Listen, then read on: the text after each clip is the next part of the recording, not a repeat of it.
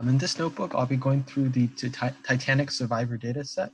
As a quick overview, the Titanic was a ship that basically set sail from Europe in 1912, and it struck an iceberg, and tragically many of the passengers on the ship died.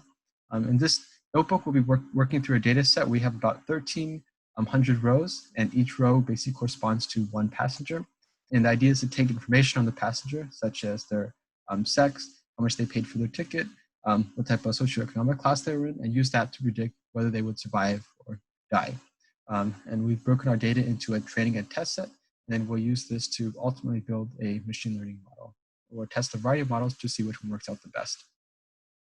So to begin, first make sure you have XGBoost installed. This is one of the models I'll be working with. You can install it by running this one line right here. Next, you'll want to make sure you have the scikit-learn library installed and a variety of different models ready to go. So we have just reading in and bringing these, importing these packages here. Right. Next, this is just a graph that will help us visualize a few things a little bit later in Notebook. So you can just run this line to define this function. One of the points here is we want to make a few graphs very quickly, and this allows for us to basically build this graph without having to duplicate code multiple times. Next, we're going to load in the data set. So the data set here is broken down to a training and test set. So we can basically read in the data set.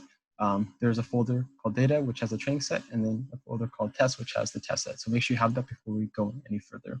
And the last step here is we're going to combine them into a list. So this will allow us to iterate through our training set and test set. We want to perform any cleaning or other type of preparation operations on the data. And in the next video, I'll be talking about explore and understand the data in part 2.